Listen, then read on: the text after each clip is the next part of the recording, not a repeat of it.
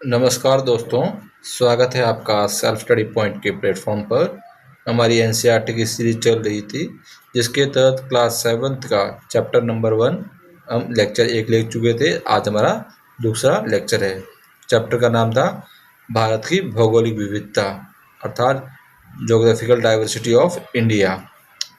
पिछले लेक्चर के अंदर हमने इस चैप्टर का कुछ जो पार्ट है वो पढ़ा था। बेसिकली हिमालय पर्वत के बारे में हमने चर्चा की थी। तो ये लेक्चर देखने से पहले आप वो लेक्चर देखिएगा, ताकि आपको जो है ये लेक्चर अच्छे से समझ में आएगा। कहीं ना कहीं जो कंटेंट होता है, कहीं ना कहीं इंटरलिंक्ड होता है एक लेक्चर से दूसरे लेक्चर में। तो आप पहले का लेक्चर जरूर देखिएगा, उससे आपको थोड़ा बेनिफिट मिलेगा। उसके बाद में इस लेक्चर को देखिएगा। देखते हैं आज के लेक्चर का जो है टॉपिक हमारा भारत का शीत मरुस्थल। हमने देखा कि हमारे पृथ्वी पर बेसिकली दो टाइप के मरुस्थल पाए जाते हैं, एक शीत मरुस्थल और एक गर्म मरुस्थल। तो भारत एक ऐसा देश है जिसके अंदर आपको दोनों तरह के मरुस्थल देखने को मिलेंगे, जहाँ पर आपको शीत मरुस्थल ठंडा मरुस्थल भी देखने को मिलेगा और यहाँ पर आपको गर्म मरुस्थल भी देखने को मिलेगा। तो देखते हैं भारत का शीत मरुस्थल। बेसिकली शीत मरुस्थल आपको कहीं ना कहीं या तो वो उच्च अक्षांशों में देखने को मिलेंगे, या जहां उनकी हाइट बहुत अधिक होगी उस क्षेत्र में देखने को मिलेंगे। तो हिमालय पर्वत की जो आप देखते हो ऊंचाई है कहीं ना कहीं काफ़ी अधिक है, तो वहां पर जो है इस टाइप के जो है आपको शीत मरुस्थल देखने को मिलेगा। देखते हैं। मरुस्थल सब सुनते ही मन में उष्ण की छवि उभरती है। नॉर्मल हमारे मन में ही रहता है कि मतलब मरुस्थल मतलब क्या, ऐसा क्षेत्र जहाँ पर उष्ण मतलब गर्म चीज़ पाई जाती है। पर ये धारणा सही नहीं है, क्योंकि मरुस्थल दो टाइप के होते हैं। मैंने बताया आपको, एक गर्म होता है, एक ठंडा मरुस्थल होता है। हालांकि मरुस्थल शीतल भी होते हैं या शीत भी होते हैं।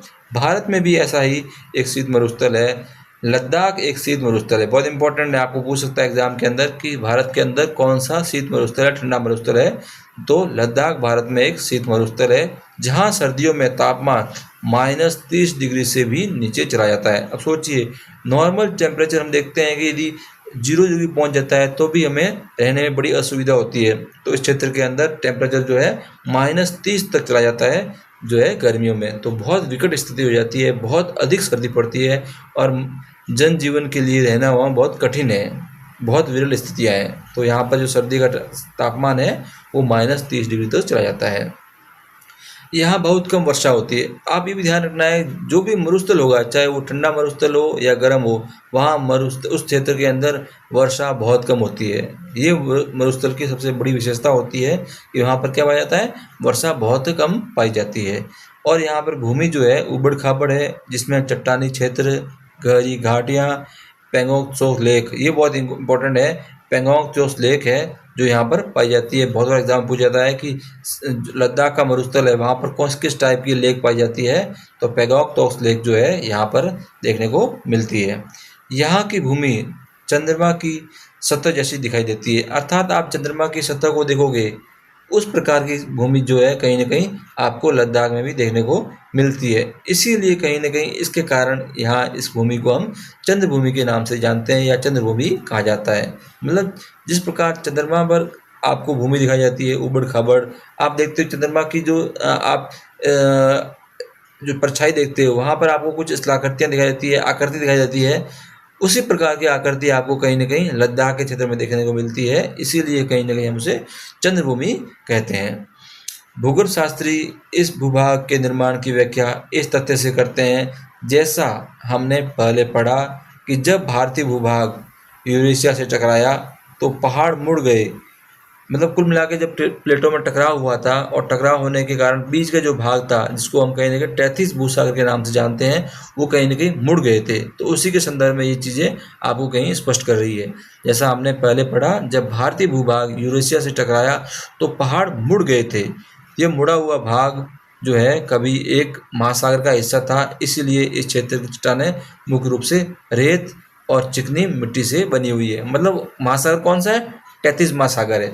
यहाँ पर कहीं ना कहीं हिमालय की उत्पत्ति से पहले यहाँ पर एक सागर था जिसका नाम क्या था, टैथिस सागर। तो कुल मिला के हम ये भी कह सकते हैं कि जिस स्थान पे आज हिमालय पर्वत स्थित है, वहाँ हजारों लाखों करोड़ों साल पहले एक महासागर था जिसका नाम था टैथिस महासागर। और ये जो जब दो प्लेटें टकराई थी आपकी इंडियन प्लेट और यूरेशियन प्लेट, इन प्लेटों के टकराव के कारण ये जो महासागर था सिकुड़न हो गई और यहाँ पर कहीं ना कहीं इस प्रकार के पर्वतों का निर्माण हुआ था। ये आपको ध्यान देना है। ये आपको देखो लद्दाख की चंद्रभूमि की जो है आपको इमेज भी दे रखी है, देखिए जैसे, और नीचे आप दे रखा है। आपको कमेंट बॉक्स में कमेंट करके करना है ये जो लोग खड़े हैं, ये जो यहाँ पर जो एक जानवर लेके खड़े हैं, इस जानवर का नाम क्या है। ये बेसिकली लिखा भी है, पर आप यदि आप कभी इस क्षेत्र में जाओ तो इसकी सवारी जरूर करना, सवारी जरूर करना। आपको ठंडे मरुस्थलीय क्षेत्रों में इस टाइप के जो जानवर हैं वो आपको देखने को मिलेंगे। मैं गए साल सिक्किम घूमने गया था, गैंगटॉक में। वहाँ पर जो है हमने इस टाइप की जो है याक टाइप के जानवर, याक को भी देखा था। ये आपको थोड़ा ध्यान देना है। ये जो मैंने आपको लेक बताई है, ये लेक आपको बहुत अच्छे से ध्यान रखनी है। एग्जाम में बहुत बार पूछता है कि लद्दाख में पेंगोंग त्सो लेक खारे पानी की जो है अन्य जिलों से भिन्न है। इसके जल में खारापन आसपास के पहाड़ी क्षेत्र से घुले खनिजों के कारण है। मतलब कहीं ना कहीं यहाँ पर इतनी ऊंचाई पर स्थित है और उसका खारेपन का कारण क्या है, कहीं ना कहीं पहाड़ी क्षेत्रों से जब जल आता है तो कहीं ना कहीं वहाँ से खनिज तत्वों को घोल कर अपने साथ में ले जाता है और यहाँ जमा कर देता है। तो ये कहीं ना कहीं जो है खारे पानी की झील भी है। तो ये आपको नाम ध्यान रखना है। एग्जाम में बस यही पूछेगा कि लद्दाख के अंदर कौन सी झील है, तो आपको झील का नाम विशेष रूप से ध्यान रखना है। ये चीज़ें आप में ध्यान होनी चाहिए। समय के साथ पवन और वर्षा ने पहाड़ों का अपर्दन कर इसे जिस आकार में बदल दिया उसे आप मानचित्र में देख सकते हैं। हमने आपको भी दिखाया था।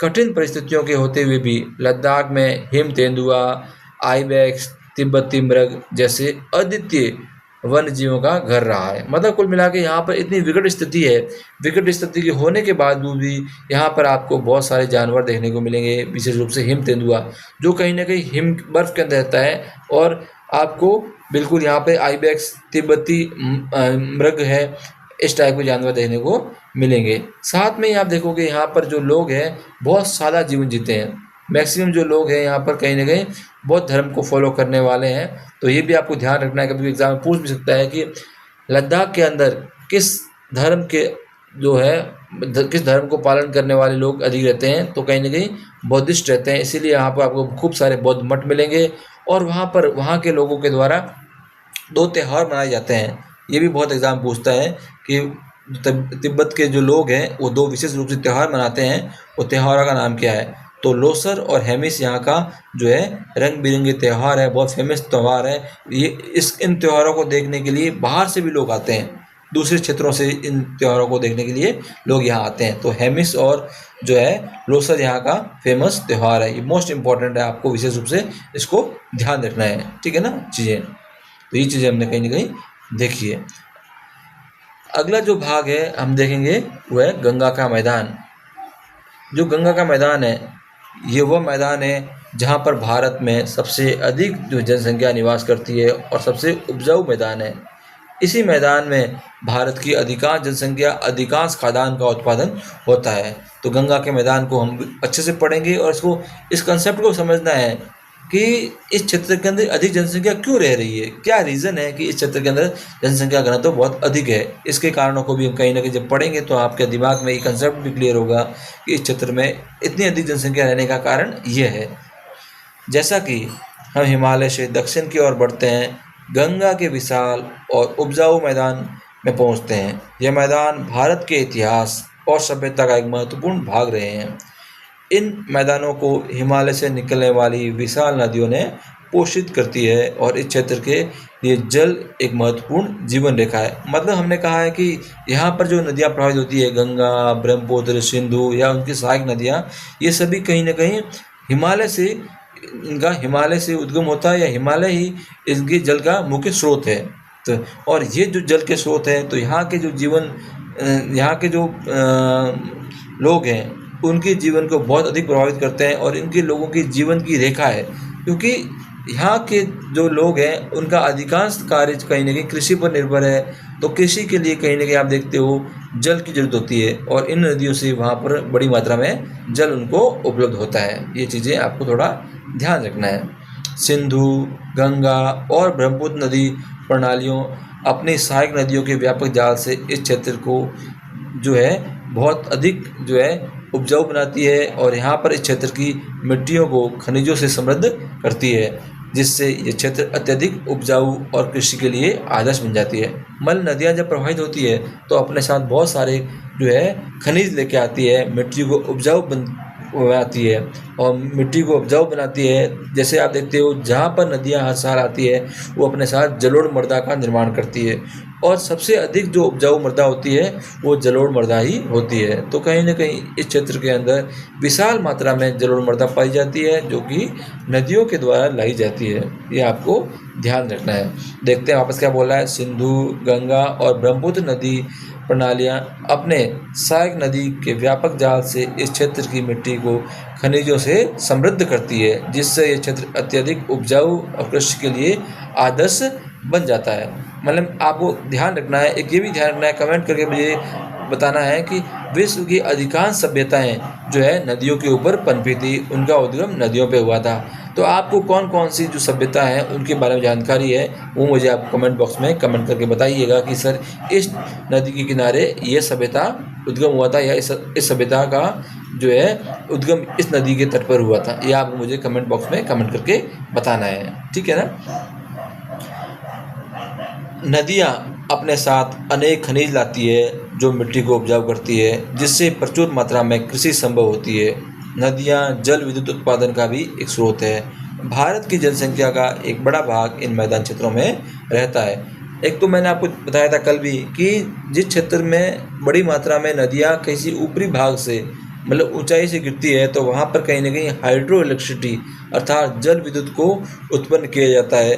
तो यहाँ पर कहीं ना कहीं बहुत सारे बांध भी बनाए गए हैं। बांध के द्वारा कहीं ना कहीं जल को एकत्रित किया जाता है और वहाँ से कहीं ना कहीं जल विद्युत भी उत्पन्न किया जाता है। और जिस क्षेत्र के अंदर जल पर्याप्त मात्रा में उपलब्ध नहीं होता है तो वहाँ से कहीं ना कहीं उन बांधों से आसपास के क्षेत्रों में जल उपलब्ध करवाया जाता है। तो ये चीज़ें आपको थोड़ा ध्यान रखनी है। आप कुछ फ़ोटो दे रखे हैं, देखिए बिल्कुल अच्छे से इमेज दिखा रखी है। एक तो पहला इमेज दे रखा है मैदानों में आधुनिक कृषि पद्धतियाँ, मतलब जहाँ पर कृषि के लिए पर्याप्त संसाधन उपलब्ध होंगे वहाँ का जो किसान है वो कहीं ना कहीं समृद्ध होगा।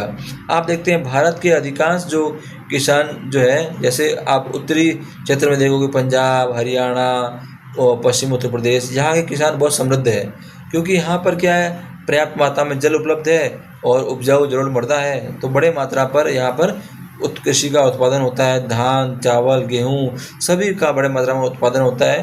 तो यहाँ के जो किसान हैं कहीं ना कहीं कृषि उत्पादन के लिए आधुनिक तकनीकों का उपयोग करते हैं। वैसा एक फ़ोटो दे रखा है दिल्ली के हवाई दृश्य से लिया गया एक फ़ोटो लिया गया है जो यमुना नदी को दिखाई दे रही है। इसके पास का जो क्षेत्र है उसको दिखाया गया है। वैसे उत्तर प्रदेश में बहुफसली कृषि मतलब एक साथ में बहुत सारी फसलों की कृषि की जाती है, उसका फोटो आपको दिखा रखा है। तो बहुफसली कृषि बेसिकली उस क्षेत्र में की जाएगी जहाँ पर कहीं ना कहीं प्रचुर मात्रा में आपको जल की पर्याप्त मात्रा होगी। वैसे ही पश्चिम बंगाल में धान की खेती करती कुछ महिलाओं को फोटो आपको दिखाई गई है। तो ये सभी जो क्षेत्र है कहीं ना कहीं आपके वह क्षेत्र हैं जहाँ पर नदियाँ अपना जो है बड़े मात्रा में मृदा लेके आती है, जलोढ़ मृदा लेके आती है और प्रचुर मात्रा में जल उपलब्ध करवाती है। उन क्षेत्रों में इस टाइप की गतिविधि आपको बड़े मात्रा में देखने को मिलेगी। ये चीज़ें आपको ध्यान रखनी है। इसके साथ में देखते हैं भारत के उत्तरी मैदानों की समतल भूमि ने एक विस्तृत परिवहन तंत्र विकसित हुआ है। आप देखते हो आपको बोल दिया जाए, मान के चलिए एक उदाहरण लीजिए, आपको 3 क्षेत्र दिए जाए, एक मैदानी क्षेत्र, एक पठारी क्षेत्र और एक पर्वतीय क्षेत्र, और आपको बोल दिया जाए कि आप किस क्षेत्र के अंदर परिवहन तंत्र को या उद्योग को या किसी भी परिवहन के साधन को विकसित कर पाओगे आसानी से, तो आप हमेशा बोलोगे कि नहीं, हम समतल मैदानी क्षेत्रों में इस टाइप के तंत्र को, सड़क हो, परिवहन तंत्र हो, उद्योग हो, उनको अच्छे से स्थापित कर सकते हैं। तो यही स्थिति है। इस कारण कहीं ना कहीं आप देखोगे मैदानी क्षेत्रों के अंदर विस्तृत रूप से परिवहन तंत्र विकसित किया गया है। और यहाँ पर आप देखोगे सड़क हो गई, रेल हो गई, यहाँ पर जो है लोगों के आवाजाही के लिए इनका बड़े मात्रा में उपयोग किया जाता है और यहाँ पर एक बहुत बड़ी मात्रा में इनका तंत्र विकसित किया गया है। जैसा कि आप अतीत के चित्रपट से संबंधित अध्याय में देखेंगे कि गंगा, ब्रह्मपुत्र और अन्य नदियों का उपयोग यात्रा और व्यापार के लिए शताब्दियों से किया गया है। मतलब हम देखते हैं कि नदियों का परिवहन के रूप में भी उपयोग किया जाता है।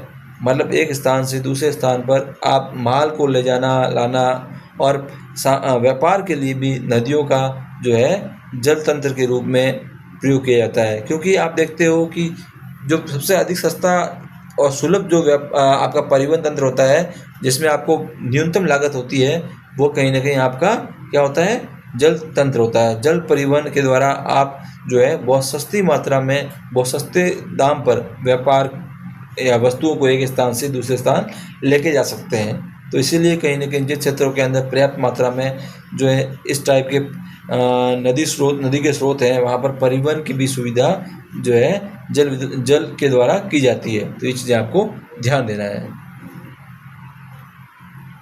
इसे अनदेखा न करें। बहुत इंपॉर्टेंट फैक्ट इसमें देखते हैं। भारत में अधिकांश नदियों के नाम देवियों के नाम पर रखे गए हैं, जैसे गंगा, यमुना, कावेरी आदि। जबकि ब्रह्मपुत्र के नाम का अर्थ ब्रह्मा का पुत्र। गर्मियों में सूखने की अपेक्षा इस नदी का जल की मात्रा बढ़ जाती है।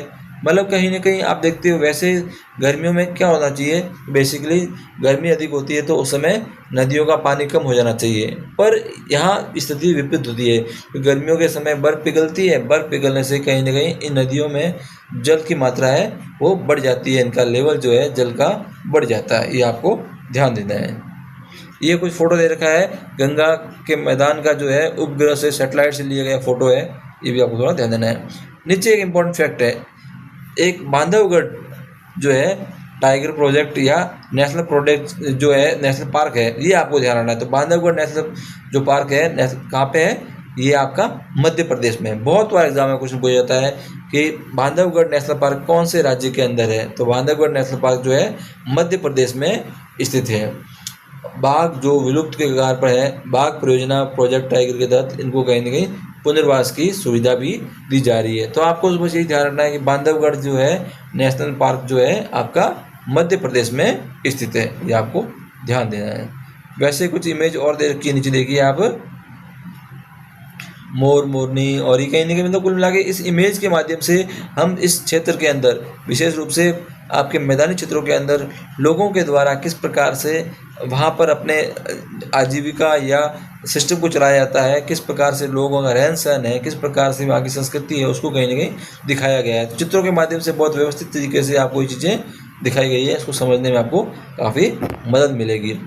अगला जो कंसेप्ट है वो है आपका विशाल भारत का थार मरुस्थल। इससे पहले हमने पढ़ा था, कौन सा मरुस्थल पढ़ा था, जो है लद्दाख का मरुस्थल पढ़ा था।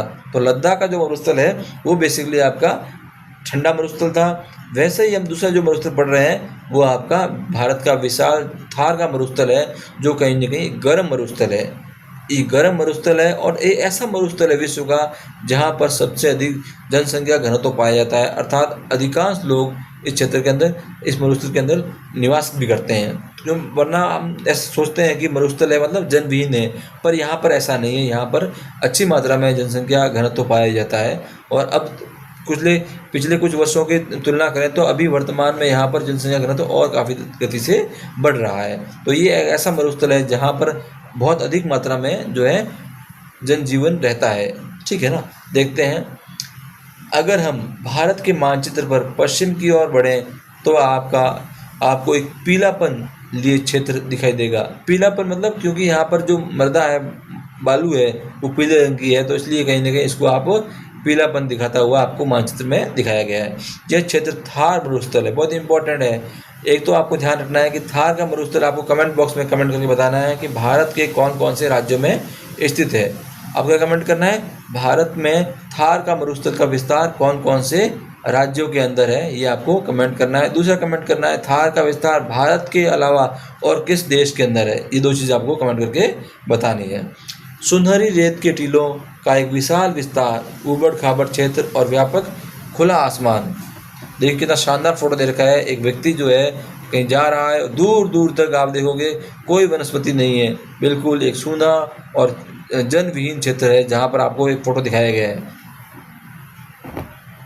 इसी क्षेत्र के अंदर आप देखोगे, आप यदि भ्रमण या घूमने में यदि आपकी इच्छा है, आप यदि रुचि रखते हो, तो आप कहीं ना कहीं राजस्थान में अवश्य जाइएगा।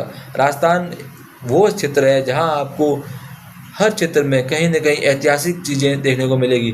वैसे ही आप देखोगे जो थार का मरुस्थल है, वहाँ पर जैसलमेर एक थार के अंदर राजस्थान का पश्चिमी एक ज़िला है, वहाँ पर एक किला दिखाया गया है और जैसलमेर को कहीं न कहीं हम स्वर्ण नगरी के रूप में जानते हैं। और यहाँ पर एक जो किला है, इसको विश्व की यूनेस्को धरोहर सूची में शामिल किया गया है। जो है किला आप देख रहे हो, ये जो है जैसलमेर में है, इसको कहीं न कहीं स्वर्ण नगरी के नाम से जाना जाता है जैसलमेर। और यहाँ पर जो किला है, इसको हमने जो है विश्व धरोहर सूची के रूप में शामिल किया है और विश्व धरोहर सूची के रूप में इसको संरक्षित करने के काम किया है। तो बस आपको ध्यान रखना है कि ये जैसलमेर के अंदर जो किला है, उसका नाम क्या है, वो कहीं न कहीं जो स्वर्ण नगरी के नाम से जिसमें जाना जाता है। और यहाँ पर जो किला है, इसको विश्व धरोहर सूची में शामिल किया गया है। अगला कंसेप्ट देखते हैं, रेत के टीले तब बनते हैं जब हवा की दिशा रेत के समांतर या रेत को स्थानांतरित कर पहाड़ी जैसी आकृति प्रदान करती है। मतलब रेत उड़ रही है और अपने साथ में जिस दिशा से हवा चल रही है, उसी दिशा में कहीं न कहीं जमा करती है, तो कहीं न कहीं आकृति प्रदान करती है पहाड़ी जैसी।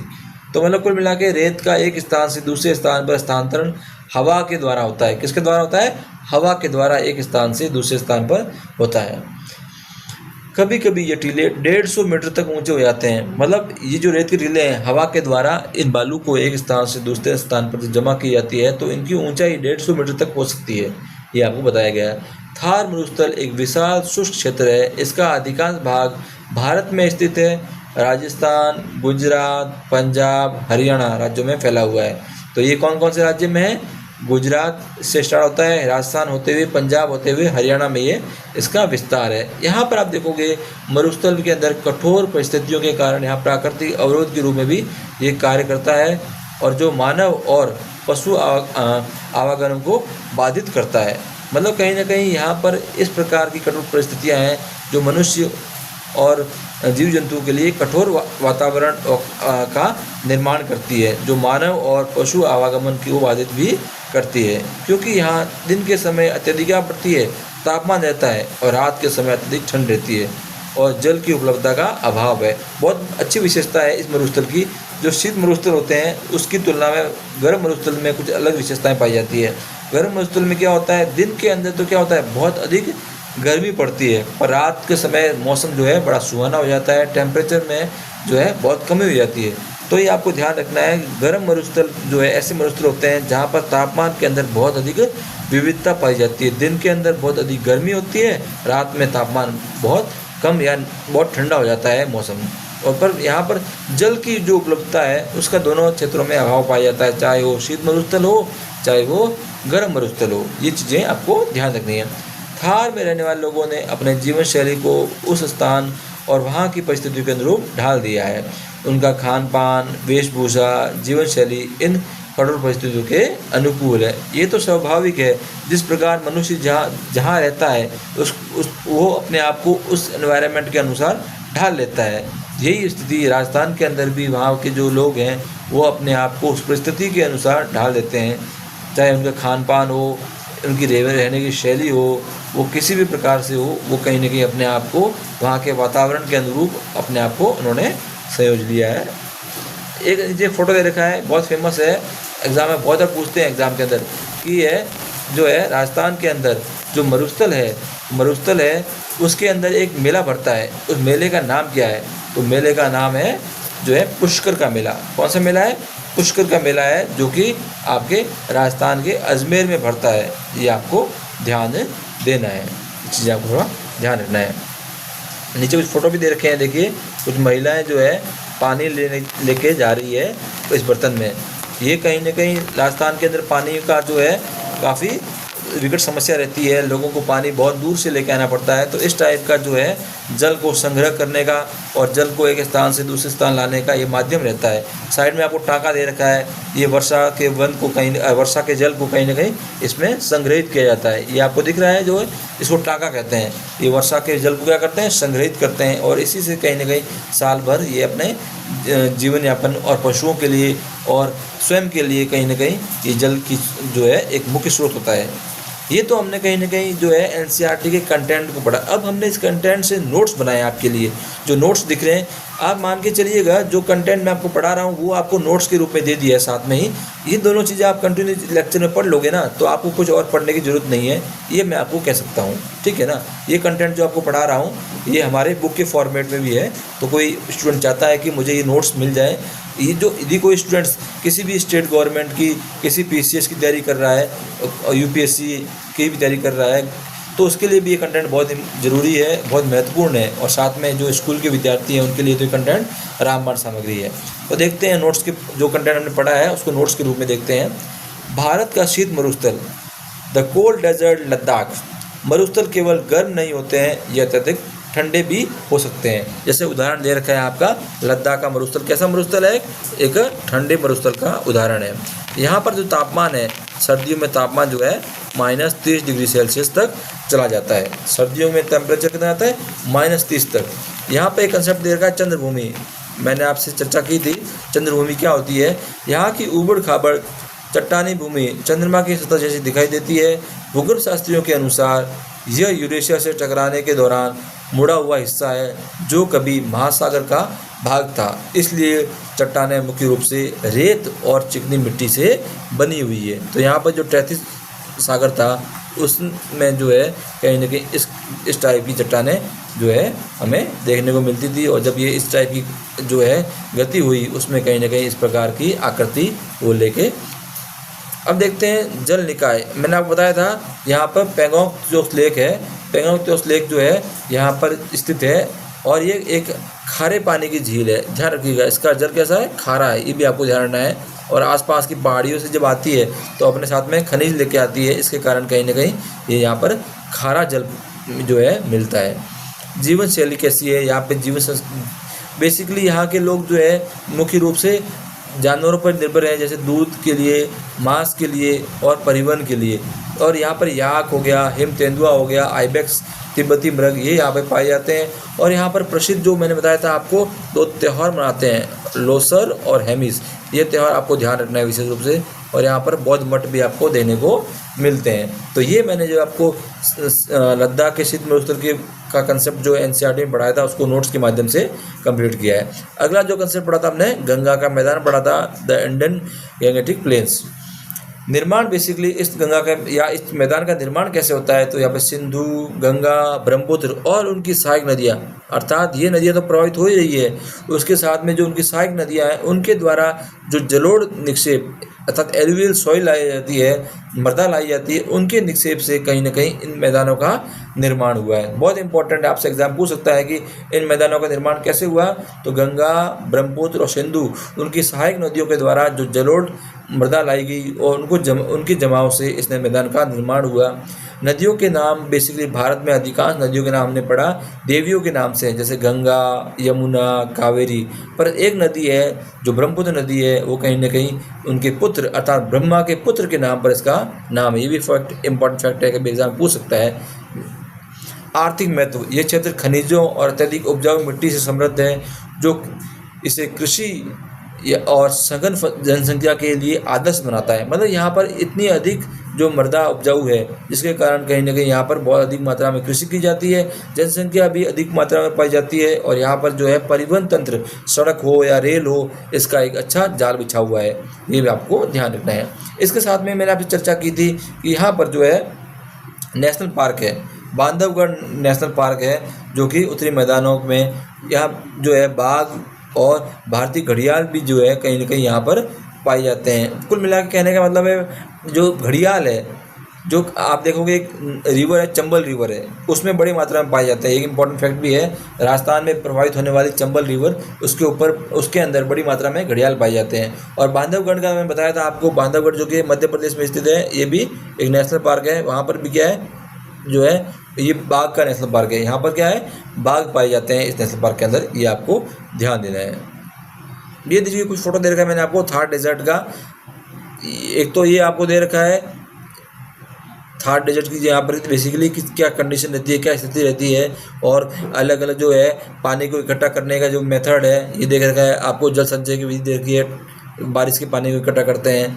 और यहाँ पर ये गोंडावन, ये बहुत इंपॉर्टेंट है, एग्जाम पूछ सकता है ये कि आपका राजस्थान का जो है नेशनल बर्ड है गोंडावन, ठीक है ना। तो कहीं ना कहीं चीज़ें, यदि आपको वाटर कंजर्वेशन की जो है मेथड है दे रखी है बारिश के पानी को संग्रह करने का, ये आपको कहीं ना कहीं यहाँ मरुस्थलीय क्षेत्र में उनको अपने जीवन जीने के लिए इस टाइप के कार्य करने पड़ते हैं, क्योंकि इसके बिना वहाँ पर जो जल स्रोत है वो इतनी पर्याप्त मात्रा में उपलब्ध नहीं होते हैं। इसके कारण कहीं ना कहीं उनको इस टाइप के जो है कार्य करने पड़ते हैं और वर्षा के जल को संग्रहित करना पड़ता है। ये चीज़ें आपको ध्यान देनी है।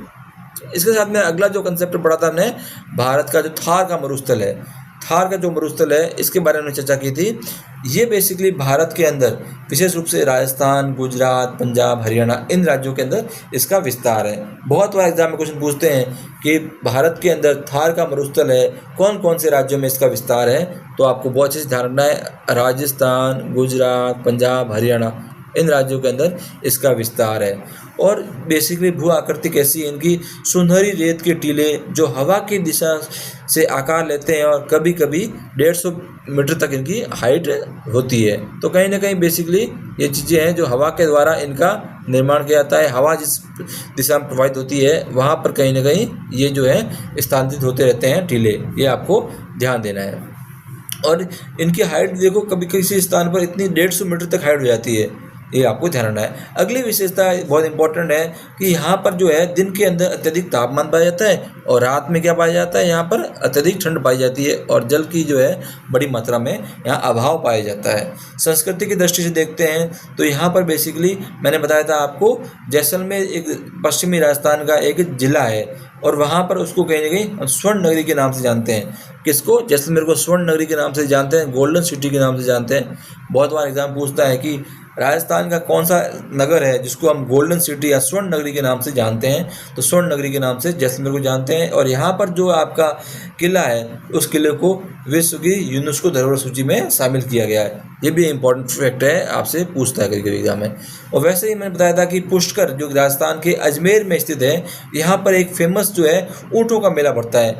बड़ी मात्रा में वहाँ पर ऊँटों का जो है प्रदर्शन किया जाता है। ऊँटों के द्वारा वहाँ पर जो है बहुत सारी कलाकृतियाँ दिखाई जाती है और ये ऊँटों का मेला जो पुष्कर में भरता है, ये भी इंपॉर्टेंट फैक्ट बनता है। बहुत एग्जाम पूछा जाता है कि ऊँटों का जो राजस्थान में मेला है वो कहाँ भरता है, तो पुष्कर में भरता है। जल संकट के कारण यहाँ बर्तनों को साफ करने के लिए बेसिकली रेत का उपयोग करते हैं। सबसे बड़ी बात है, सोचिए राजस्थान के अंदर जल का अभाव पाया जाता है, तो सामान्य दूसरी जगहों पे आप देखते हो कि जल का उपयोग बर्तन धोने में किया जाता है, पर राजस्थान के अंदर बेसिकली मिट्टी का उपयोग अधिकांश जो है बर्तन साफ़ करने के लिए किया जाता है। रेत से रगड़ने से बर्तन को साफ़ किया जाता है क्योंकि वहाँ पर जो है पानी जो है सीमित मात्रा में उपलब्ध है। ये भी एक बड़ा चैलेंज है। तो एक आपको एक अलग, जो राजस्थान से बाहर के विद्यार्थी हैं उनके लिए बड़ी एक अलग चीज़ होगा कि भाई मिट्टी से भी क्या बर्तन को साफ़ किया जा सकता है, पर राजस्थान के अंदर इस टाइप के जो है बर्तन धुलने का काम जो है बेसिकली मिट्टी के द्वारा किया जाता है।